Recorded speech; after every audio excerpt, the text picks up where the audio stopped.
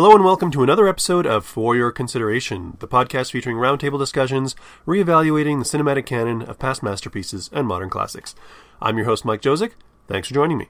On this week's episode, we're going to be releasing another Redux episode. The Redux episodes being, of course, episodes from our back catalog, which we've gone in, recut, re-edited, tightened up, generally improved, at least in our opinions. And we like to do one of these every now and then just to sort of bring our back catalog in line with the episodes that we are currently releasing and to also bring some attention to those older episodes, which they are available on iTunes and YouTube and all the other places, but this kind of gives them a little bit more attention and puts them out there again. So, this installment features a re-release of the 1933 Marx Brothers classic, Duck Soup. Duck Soup was originally our 10th episode of For Your Consideration. It was originally released on April 3rd, 2016. We went with a comedy for what was ostensibly our April Fool's episode at the time. And we hadn't done many comedies up to that point.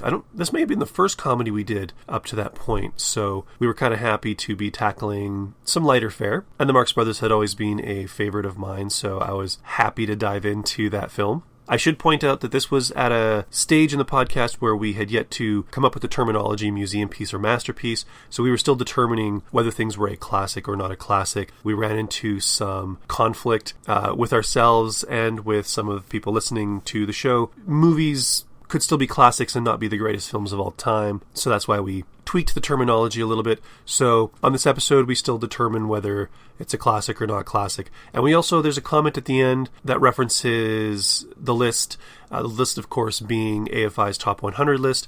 This was also at a stage in the podcast where we were strictly using the AFI Top 100, and for various reasons we decided to expand that to include other lists, most prominently the Sight and Sound list of the greatest films of all time. Since we didn't add the Sight and Sound placement of Duck Soup at the time, I'll do so now. Duck Soup sits at the 202nd position on the Sight and Sound Critics poll and is 546th on the Directors poll. So without further ado, I'm going to roll that audio. If you've heard this episode before, thanks so much for revisiting and checking out the little tweaks that we've done. And if you've never heard it before, I hope you enjoy Dustin and my conversation determining whether 1933's Duck Soup is a masterpiece or a museum piece. Enjoy, and I'll see you on the other side. Some films were harmed in the making of this podcast. For our information, just for illustration, tell us how you intend to run the nation. These are the laws of my administration. Hello and welcome to another episode of For Your Consideration, a podcast featuring roundtable discussions reevaluating the cinematic canon of past masterpieces and modern classics. I'm Mike Josick. And I'm Dustin Friesman. Thanks for joining us. On this episode of the show, we're going to be talking about the 1933 Marx Brothers comedy, Duck Soup. Also known as that movie that features neither ducks nor soup. For this week's episode, we decided to go with a comedy. Let's do something fun. Let's not go Sophie's Choice with this. You mean that one's not a comedy? We're going to have a talk after this. I thought all movies with kids were comedies, though. Sophie's Choice had two of them, if I recall correctly. For most of the movie. What happened at the end? The film was directed by Leo McCarey, produced by Herman J. Mankiewicz, written by Bert Kalmar, Harry Ruby, Arthur Sheikman, and Nat Perrin. It starred Groucho Marx, Harpo Marx, Chico Marx, Zeppo Marx, Margaret Dumont, Louis Calhern, Raquel Torres, and Edgar Kennedy. Music was by Bert Kalmar and Harry Ruby. Cinematography was by Henry Sharp, and it was edited by Leroy Stone. The film was distributed by Paramount Pictures and was released on November 17th, 1933.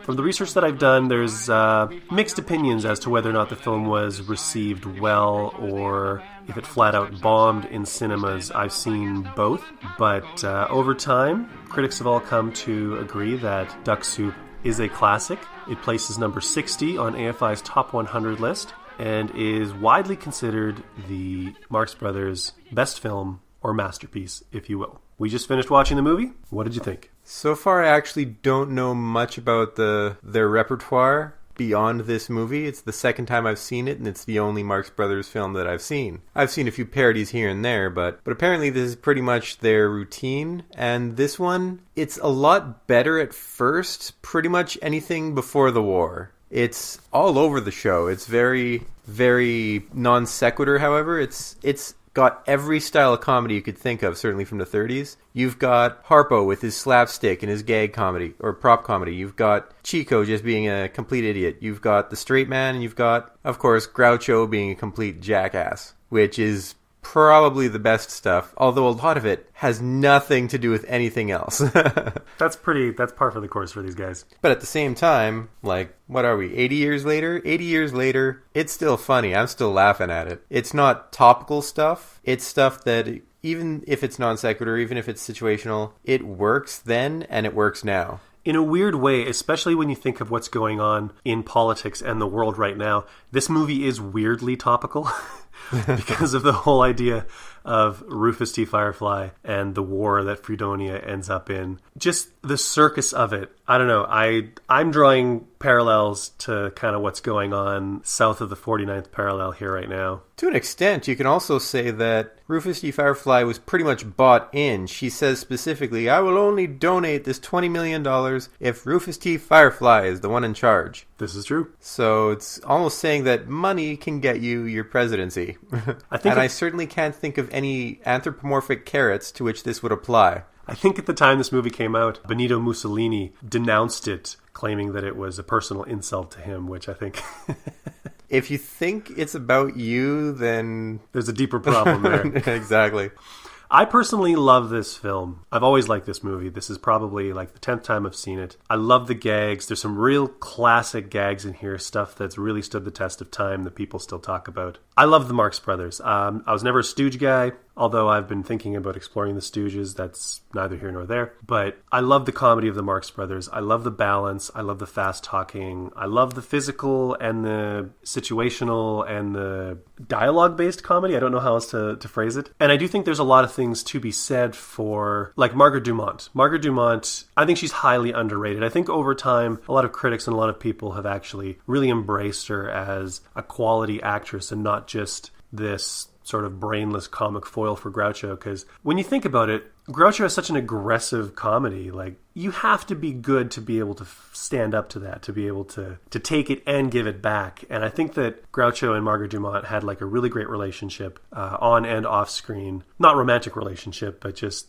they worked really, really well together, and I think there was a lot of chemistry there. And I like the fact that Zeppo sort of plays the straight man. We lose Zeppo. This is the last film that the Marx Brothers made for Paramount Pictures. After this, I believe, MGM brought them in, and they made movies like A Night at the Opera, A Night at the Race, or A Day at the Races. And we lose Zeppo. Zeppo, who was essentially there as the most attractive Marx brother. He was there to be the love interest in movies like Horse Feathers and Coconuts. I think I'm getting a little bit lost here. The whole point of bringing this up is that it was kind of nice seeing Zeppo again, because I haven't seen this movie in a while, and I like having that straight guy there.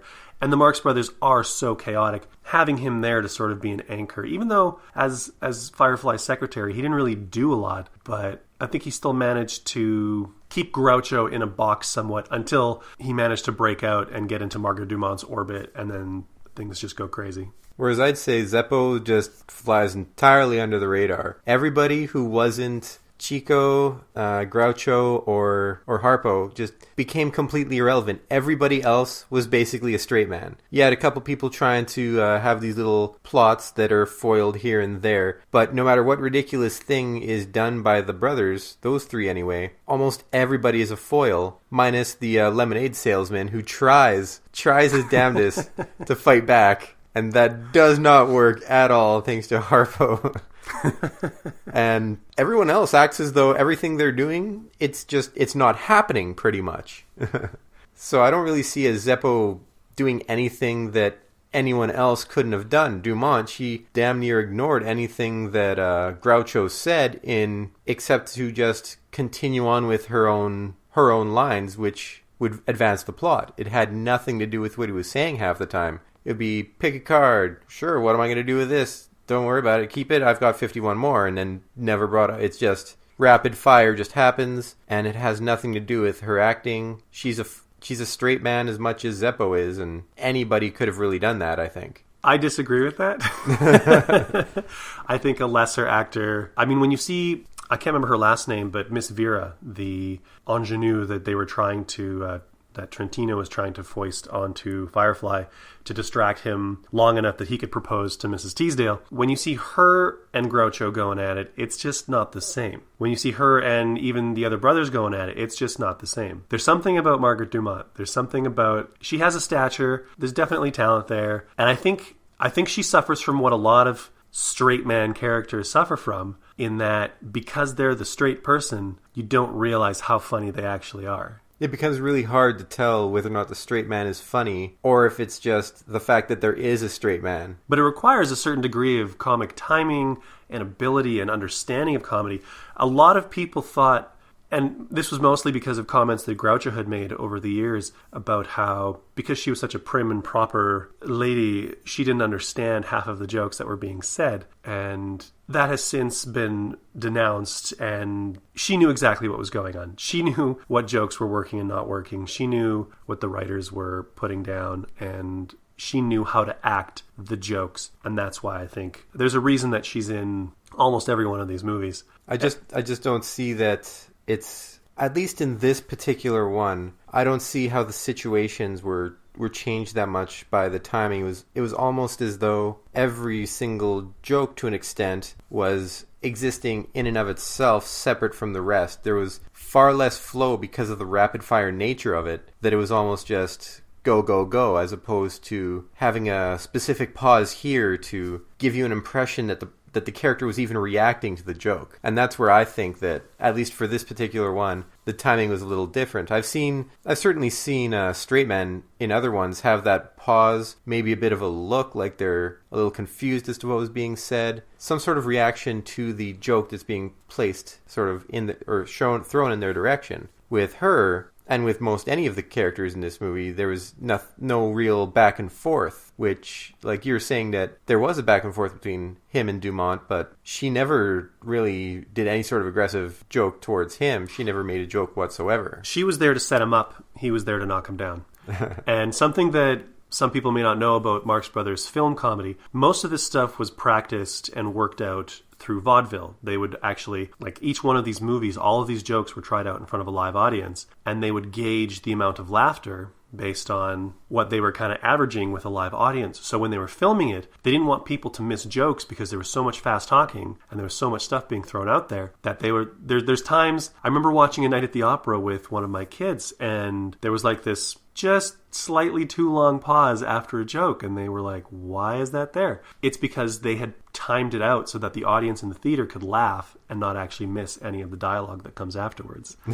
Which is really interesting, but it is kind of awkward when you're watching it in a movie on home video at home, especially like if you're sitting there alone. It's a weird kind of moment, and it seems like a bad pacing or bad joke telling, but very... Well, to an extent it actually is. You look at any show that has a laugh track with it, and that pause is pretty much where they throw the laugh track in, and if you ever take it out, oh man, is that awkward and terrible, and usually you can just see how bad the jokes actually are. So these ones are obviously far better than those kinds of shows, but it's more so the reaction of the person that could give that pause a bit of credence, a bit of a reason to be there. Dumont has said that in those moments, because obviously she was aware of how things were planned and timed and staged and whatever, she said that she would actually ad-lib occasionally in those moments with sort of inconsequential bits, stuff you didn't have to pay attention to, but it allowed the audience to laugh and have there still being some action going on screen. So this is one of the reasons why I'm kind of a fan of Dumont, and I'm sitting here and kind of arguing this with you a little bit. No, absolutely. I could see that. It's just that in this particular one, I did not see that for the most part. And that's fair. And you mentioned how Zeppo wasn't really around. Like Zeppo, he's had a much bigger role in previous movies. He was kind of invisible. I think maybe it is my experience with him in other films that's sort of helping me, because I notice anytime he's on screen. Whereas I have no idea who the heck he is. Now, you mentioned that we're 80 years on and a lot of these gags are still funny. Two of the biggest gags that are in this movie that kind of people still talk about, the mirror gag and the peanut stand gag. Which part of the peanut stand? The whole thing? Pretty much the whole thing. I especially like the second part when the lemonade stand guy comes back and him and Harpo are just being douchebags to each other, slapping the peanuts out. He's just getting frustrated as heck, tips over the cart. Because you know what? I could see someone doing that. He got pissed off enough that he's like, you know what? I'm just going to destroy your property. I'm done with you. My personal favorite is actually you put Chico and Groucho in a room, and I don't care what they're doing. I'm going to sit and I'm going to watch. I'll make some popcorn. I'll grab a drink. It's going to be amazing. So even though there is like the lemonade vendor with the Chico and the Harpo and the leg and the hat and the all leg of that was stuff, ridiculous. I love the leg. All of that stuff is great, and it's perfect timing, and it's fun to watch. But when Groucho comes out on the balcony and he gets that bag of peanuts thrown up to him, and Chico's like, "Peanuts for you," or "to you," or whatever he said. I love that bit. And the thing that I do like about the mirror scene is at the end when it starts falling apart, when they start walking around each other, or one guy drops his hat and the other picks it up, hands it to him. Here you go.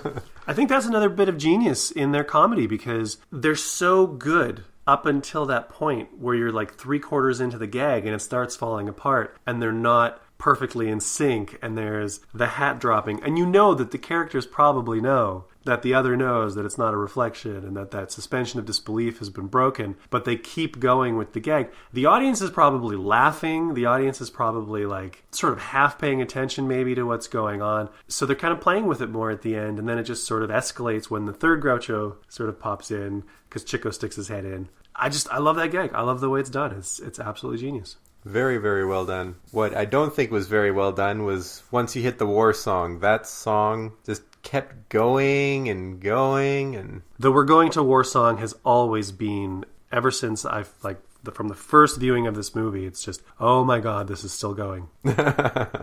Certainly after that point, it loses its pacing. Everything just seems to fall apart for me.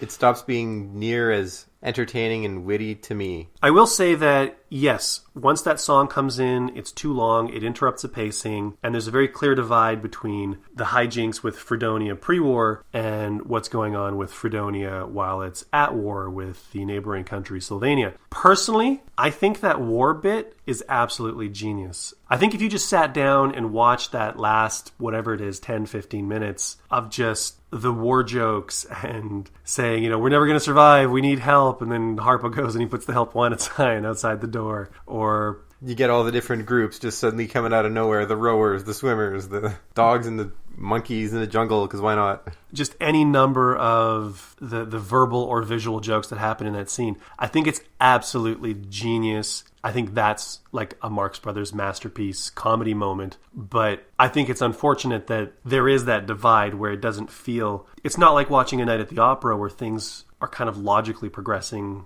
in a way. It's less of... This is more of like a sketch show.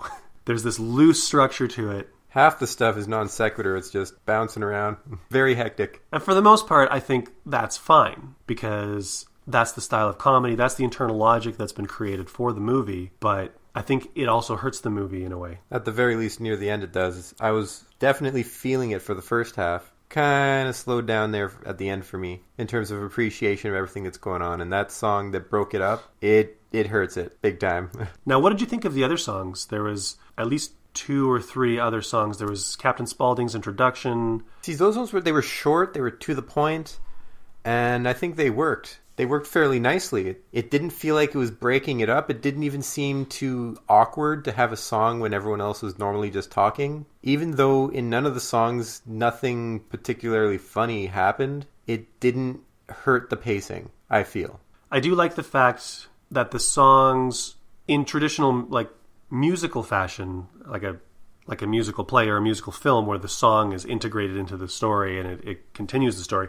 I like the fact that these songs are part of the story, do help present some jokes and flow. The thing that I don't love about them is that I don't actually love the songs, if that makes sense. No, it makes perfect sense. Most musicals are extremely miss for me for the most part. It's easy to have just one song that I don't like that just kills everything for me in a movie. First off, a song takes you out of the movie. It's very hard to have it in the movie and actually flow. You'd have to have the characters doing it for a particular reason, like a musical number that's on stage in the movie, sort of a thing within a thing. Or if you have one of those musical episodes where everyone's possessed by demons, a la Buffy or Todd versus the Book of Pure Evil, something like that. There it sort of works because it makes sense almost that the characters are doing it, whereas otherwise, to present one comment, you suddenly go into song, and it takes 3 minutes to say 5 to 10 seconds worth of dialogue. That usually breaks up the pacing. It kills a lot of movies for me. Of course, musicals just aren't exactly my thing. Though there are a few that I did like. Cannibal the Musical, I don't care what anyone says.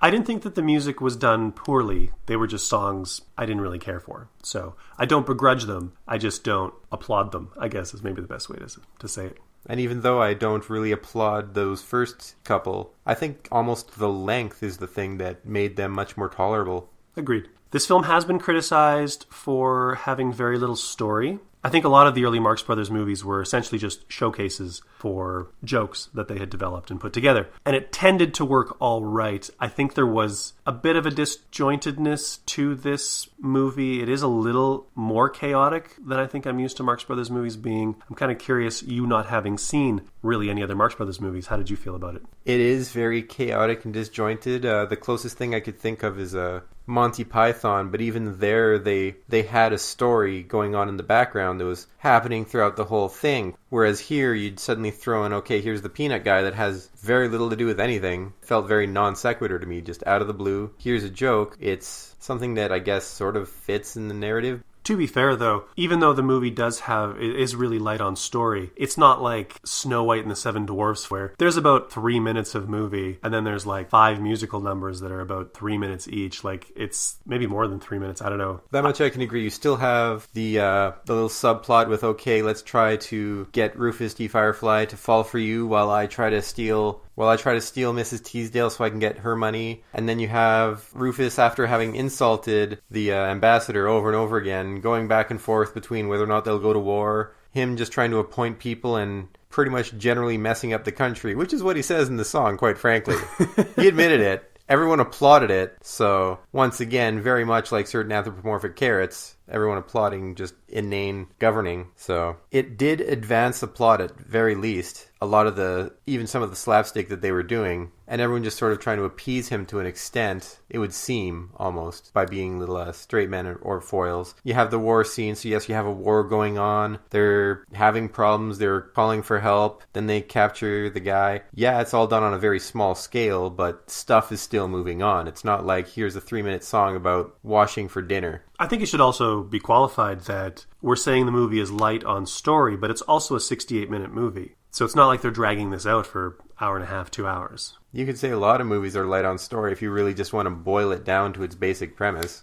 So I think we've covered just about everything we can cover with this movie. So let's go to the judgment portion of the show. And this, because it's a comedy, actually really makes the judgment a little bit more difficult, because not only the comedy has to survive this long period of time in order for it to remain a classic film. You can't have a comedy where it's all topical and in 20 years nobody even knows what the heck you're talking about. Comedy can also be very subjective. It's not something that like in a drama you can feel for the characters. Here you don't care about the Marx Brothers whatsoever. So it's either you appreciate the humor or you don't. And they're going for all sorts of different kinds of humor. And it's very, very rapid, and they're hitting you with lots of jokes. But for this style of comedy to work, it would almost have to constantly do that. It has to be situational, something that is going to stand the test of time. And a lot of it is very good, but for me, the last half, just by falling apart, sort of loses that classicness to it. A lot of the jokes, you got the slapstick, you've got the insult comedy, and it is still a funny movie, and I'd certainly show it to a number of people, but I think that it could certainly be far better in terms of calling something a classic. So that would be a no. That would be a no. I was on the fence at first. I was on the fence until the war song, and after that I felt that it failed as a comedy at that point. I also have to agree. I'm going to vote no on this one. And that's coming from somebody who loves this movie. I adore this movie. It's not a bad movie by any stretch. I do think it's one of their best. I don't think it is their number one top best. If and when we do A Night at the Opera, I'll probably be voting that one as a yes, just a little sneak preview. I hesitate to say no, mostly because there are so few comedies on any of these top 100 or top 250 lists. It's so often the drama, the Holocaust story, the my children was stolen by dingoes stories that people, ooh, that was an important story. It's so rare to have a comedy like make it onto one of these lists. I think The Graduate is sort of loosely considered a comedy. Tootsie, I think, is in that comedy area. They're more dramedies than comedy. Duck Soup's one of the few straight out balls to the wall comedies that are on the list. So I really hate taking it off the list. But much like you said, it just doesn't hold together. Even looking at it based on its own internal logic, where it is just kind of a lot of chaos and a lot of things thrown at you, I do think it still could have held together a little better than it did. So as much as it pains me, I'm also saying no. It is hard to find a comedy or a horror movie, for that matter, that gets really, really acclaimed and hits the status of classic. Well, Silence of the Lambs is a horror movie, but it got reclassified as psychological thriller so that I could win an Oscar. So there you have it. The ballots are in, and the vote is a no for Duck Soup. Take it off the list. The future of Fredonia rests on you. Promise me you'll follow in the footsteps of my husband. How do you like that? I haven't been on the job 5 minutes, and already she's making advances to me. Not that I care, but where is your husband?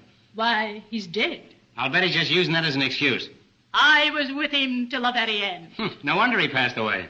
I held him in my arms and kissed him. Oh, I see. Then it was murder. Will you marry me? Did he leave you any money? Answer the second question first. He left me his entire fortune. Is that so? Can't you see what I'm trying to tell you? I love you. Oh, Your Excellency. You're not so bad yourself. And there you have it. That was 2 votes for Museum Piece for Duck Soup, which honestly surprised me. I thought I was probably going to go Masterpiece going into this episode, but, well, you heard the conversation, so I don't need to discuss it here. However, if you would like to discuss it further, you can always contact us on any of our social media platforms. We're on Facebook, Instagram, Twitter. If you search For Your Consideration or at FYC Show, you will find us pretty much anywhere. We have an email to contact us, fycshowmail@gmail.com. We're on iHeartRadio and Stitcher. And there's also the official For Your Consideration YouTube channel, which occasionally features some additional material that we don't feature as a podcast. And there's also the Patreon page. We'd love it if you support us. If you don't want to support us financially, you could support us just by sharing the page, letting other people know about it, spreading the word, and maybe somebody out there is willing to do so, which would help us develop and grow the show and kind of move into 2018 the way we're kind of hoping to. So bigger and better is the keyword. We'll see what happens there. Lastly, you can check out our WordPress blog, wordpress.com/FYC show. We feature reviews, articles, essays, and that's all the ways you can get in touch with us. Let us know what you think. Anything that you post to us, we will give you a shout out on a future episode, as we have done in the past, and we'll continue doing so. We love your comments. You guys have been giving us some great feedback, and hopefully that continues as we move forward. Thanks again, as always, for joining us. We love your continued support.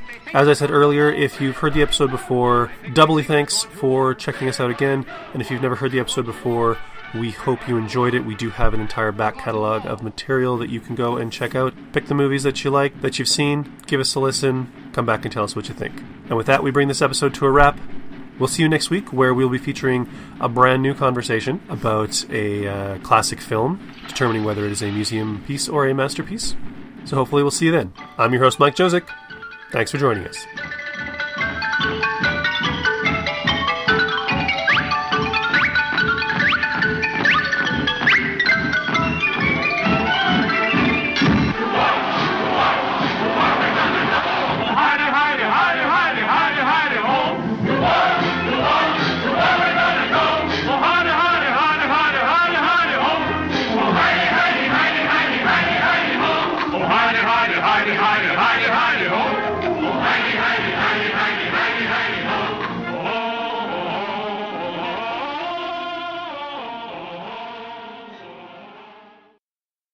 On this episode of the show, we're going to be talking about the 1933 Marx Brothers comedy, Duck Soup. I forgot what it is.